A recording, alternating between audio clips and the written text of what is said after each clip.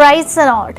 ಜೀವವುಳ್ಳ ಯೇಸು ಕ್ರಿಸ್ತನ ಅತಿ ಉನ್ನತವಾದಂಥ ನಾಮದಲ್ಲಿ ನೀವೆಲ್ಲರಿಗೂ ನಮ್ಮ ಜೀಸಸ್ ಲವ್ಸ್ ಪ್ರೇಯರ್ ಮಿನಿಸ್ಟ್ರೀಸ್ ಮೂಲಕ ಶುಭ ವಂದನೆಗಳನ್ನ ಸಲ್ಲಿಸ್ತಾ ಇದ್ದೇನೆ. ನೀವೆಲ್ಲರೂ ಕ್ಷೇಮವಾಗಿ ಈ ದಿನವನ್ನು ಕಾಣ್ತಾ ಇದ್ದೀರಿ. ಆಶೀರ್ವಾದಕರವಾದ ದಿನವನ್ನು ನೋಡಲಿಕ್ಕೆ ದೇವರು ನಮ್ಮೆಲ್ಲರಿಗೂ ದೇವರು ಕೃಪೆ ಕೊಟ್ಟಿದ್ದಾರೆ. ಆಮೇಲೆ ಅದಕ್ಕಾಗಿ ನನ್ನ ಕರ್ತನಲ್ಲಿ ಬಹಳ ಸಂತೋಷವುಳ್ಳವಳಾಗಿ ದೇವಾದಿ ದೇವರು ನನ್ನ ಮಹಿಮೆನ ಸಲ್ಲಿಸುವವಳಾಗಿದ್ದಾನೆ. ಹಲ್ಲೆಲೂಯಾ. ಸೊ ಅನೇಕರು ನಮ್ಮ ವಯಸ್ಸಿನವರು ಈ ಲೋಕದಲ್ಲಿಲ್ಲ, ಆದರೆ ದೇವರು ನಮಗೆ ಒಳ್ಳೆಯದನ್ನು ಮಾಡಲಿಕ್ಕೆ ಶಕ್ತಿವಂತನಾಗಿದ್ದಾನೆ. ಹಲ್ಲೆಲೂಯಾ. ಅದಕ್ಕಾಗಿ ನಾವು ದೇವಾದಿ ದೇವರಿಗೆ ಮಹಿಮೆನ ಸಲ್ಲಿಸೋಣ. ಆಮೇಲೆ ಆಗಿದೆ ದೇವರು ಈ ದಿನ ನಮಗೆ ಏರ್ಪಡಿಸಿದ ವಾಗ್ದಾನ ವಾಕ್ಯವನ್ನು ನಾವು ಧ್ಯಾನಿಸೋಣ. ಯೋಬ 17:9 ವಚನ.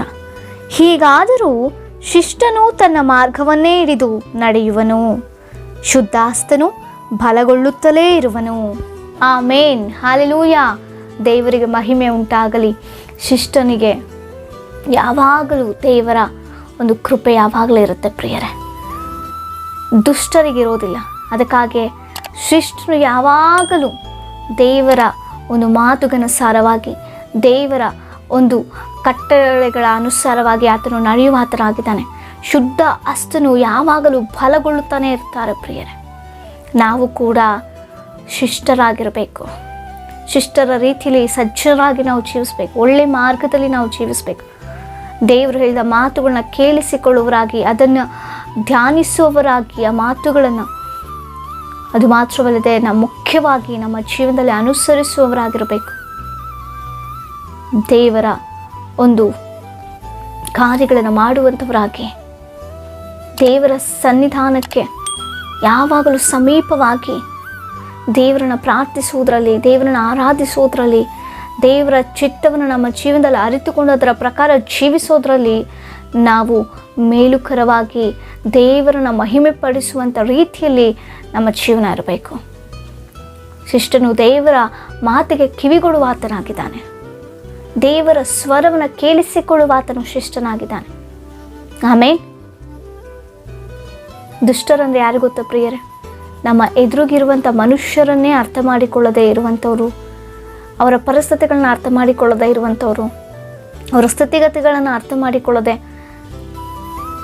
ಒಬ್ಬರಿಗೆ ನಷ್ಟ ಆಗ್ತಿದ್ರು ಒಬ್ಬರಿಗೆ ಕಷ್ಟ ಆಗ್ತಿದ್ರು ಒಳ್ಳೆಯದೆಂಬುದಾಗಿ ಸಂತೋಷ ಪಡುವವರೇ ದುಷ್ಟತ್ವ ಮನಸತ್ವ. ಆದರೆ ಶಿಷ್ಟರು ಪರಿಚಯ ಇಲ್ಲದಿದ್ರೂ ಕೂಡ ಅವರಿಗೆ ನಷ್ಟ ಆಯಿತು ಅಂತ ಗೊತ್ತಾದಾಗ, ಅವರು ಹಾನಿಯಲ್ಲಿದ್ದಾರೆ ಎಂಬುದಾಗಿ ಗೊತ್ತಾದಾಗ ದುಃಖ ಪಡ್ತಾರೆ, ಸಹಾಯ ಮಾಡ್ತಾರೆ. ನಾವು ಒಳ್ಳೆ ಸಮರ್ಯನದಲ್ಲಿ ನಾವು ನೋಡ್ತೇವೆ. ಆ ಒಳ್ಳೆ ಸಮರ್ಯನಿಗೆ ಬಿದ್ದಂಥ ವ್ಯಕ್ತಿ ಯಾರೆಂಬುದಾಗಿ ಕೂಡ ಗೊತ್ತಿಲ್ಲ, ಹೌದಾ? ಆದರೂ ಕೂಡ ಆ ಒಳ್ಳೆ ಸಮರ್ಯನು ಆ ಅರೆ ಜೀವದಲ್ಲಿ ಬಿದ್ದಂಥ ಆ ವ್ಯಕ್ತಿಯನ್ನು ಕಾಪಾಡ್ತಾರೆ. ಆದರೆ ಯಾಜಕರು ಲೇವಿನ ಅವರು ಯಾರಂತ ಗೊತ್ತಿದ್ದು ಕೂಡ ಪಕ್ಕಕ್ಕೆ ತಳ್ಳಿ ಹಾಕಿ ಹೋಗ್ತಾರೆ.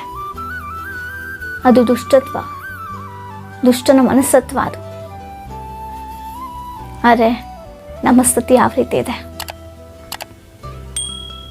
ಶಿಷ್ಟನ ರೀತಿಯಲ್ಲಿ ನಾವು ಬದುಕಬೇಕು.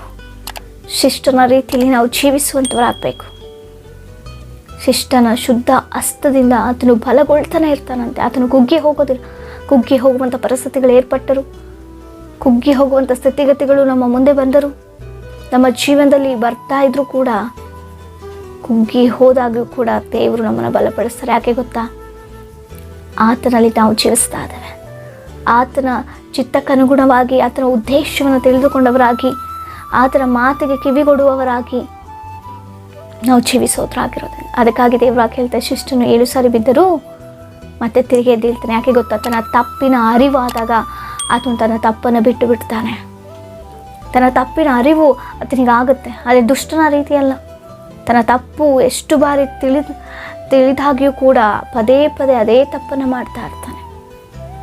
ಕಳ್ಳನಿಗೆ ಗೊತ್ತು ತಾನು ಮಾಡ್ತಾ ಇರುವಂಥ ಕದ್ದುಕೊಳ್ಳುವಂಥ ತಪ್ಪೆಂಬುದಾಗಿ, ಆದರೂ ಕೂಡ ಕದ್ದುಕೊಳ್ತಾನೆ ಇರ್ತಾನೆ. ಮದ್ಯಪಾನಾಸಕ್ತನಿಗೆ ಗೊತ್ತು ತಾನು ಕುಡಿಬಾರ್ದು, ಅದು ತಪ್ಪೆಂಬುದಾಗಿ, ಆದರೂ ಕುಡಿತಾನೆ ಇರ್ತಾರೆ, ಹೌದಲ್ವಾ? ಆದರೆ ಶಿಷ್ಟನಿಗೆ ತನ್ನ ತಪ್ಪರಿವಾದಾಗ ಆತನು ಅದನ್ನು ಬದಲಾಯಿಸಿಕೊಳ್ಳೋಕ್ಕೆ ಪ್ರಯತ್ನ ಪಡ್ತಾನೆ, ಪಶ್ಚಾತ್ತಾಪ ಪಡ್ತಾನೆ. ಅದೇ ರೀತಿಯಲ್ಲಿ ನಮ್ಮ ಸ್ಥಿತಿ ಯಾವ ರೀತಿ ಇದೆ? ದುಷ್ಟತ್ವದ ಮನಸ್ಸುಳ್ಳವರಾಗಿದ್ದೀವಾ? ಶಿಷ್ಟತ್ವದ ಮನಸ್ಸುಳ್ಳವರಾಗಿದ್ದೀವಾ? ಒಂದು ಬಾರಿ ಆಲೋಚನೆ ಮಾಡೋಣ. ಉದಯ ಕಾಲದಲ್ಲಿ ದೇವರ ಮೊಟ್ಟಿಗೆ ಮಾತನಾಡ್ತಿದ್ದಾರೆ, ಈ ನೂತನ ವರ್ಷದಲ್ಲಿ ಶಿಷ್ಟರಾಗಿ ನಾವು ಜೀವಿಸಬೇಕು, ಸಜ್ಜನರಾಗಿ ಜೀವಿಸಬೇಕು. ಆಮೇಲೆ ಆ ರೀತಿ ಜೀವಿಸಲಿಕ್ಕೆ ದೇವರು ತಾನೆ ನನಗೆ ಕೃಪೆಯನ್ನು ಅನುಗ್ರಹಿಸಲಿ. ದೇವರ ವಾಕ್ಯದ ಮೂಲಕ ನಮ್ಮೆಲ್ಲರನ್ನ ಆಶೀರ್ವದಿಸಲಿ. ನಮ್ಮ ವಿಜ್ಞಾಪನೆಗಳೇನಿದ್ರು ನಮಗೆ ಕಮೆಂಟ್ಗಳ ಮೂಲಕ ತಿಳಿಸಿಕೊಡಿ. ಪ್ರಾರ್ಥನೆ ಮಾಡಿಕೊಳ್ಳೋಣ. ಪರಿಶುದ್ಧನು ಉನ್ನತನಾದಂಥ ದೇವರೇ, ಅಪ್ಪ, ಶಿಷ್ಟನು ಯಾವ ರೀತಿ ನಿನ್ನಲ್ಲಿ ಬಲಗೊಳ್ತಾನೋ ಆ ರೀತಿ ನಾವು ಬಲಗೊಳ್ಳಲಿಕ್ಕೆ ಸಹಾಯವನ್ನು ಮಾಡಿಸುವ. ಶಿಷ್ಟನ ಮನಸ್ತತ್ವದ ರೀತಿಯಲ್ಲಿ ನಾವು ಬದುಕುವಂತೆ ಕೃಪೆ ಮಾಡಿಕೊಡು. ನಿನ್ನ ಸ್ವರವನ್ನು ಕೇಳಿಸಿಕೊಳ್ಳುವಂತೆ, ಆ ಸ್ವರಕ್ಕೆ ತಕ್ಕ ರೀತಿ ನಮ್ಮ ಜೀವನದಲ್ಲಿ ನಡೆದುಕೊಳ್ಳುವಂತೆ, ನಿಮ್ಮನ್ನು ಕರ್ತನೆ ಘನಪಡಿಸುವರಾಗಿ, ನಿಮಗೆ ವಿಧೇಯರಾಗಿ ಜೀವಿಸುವಂತೆ ಕೃಪೆ ಕೊಡು. ಈ ವಾಕ್ಯವನ್ನು ಕೇಳಿಸಿಕೊಳ್ಳುವಂಥ ಪ್ರತಿಯೊಂದು ಆತ್ಮವನ್ನು ನೀನು ದರ್ಶಿಸು, ಸಹಾಯವನ್ನು ಮಾಡು. ವಾಗ್ದಾನ ಮೂಲಕ ನಮ್ಮೆಲ್ಲರನ್ನ ಆಶೀರ್ವದಿಸು. ಯೇಸುವಿನ ನಾಮದಲ್ಲಿ ಬೇಡಿ ಹೊಂದಿದ್ದೇವೆ ಜೀವಗಳ ಪರಲೋಕದ ಪರಮ ತಂದೆಗೆ. ಆಮೇನ್. Praise the lord.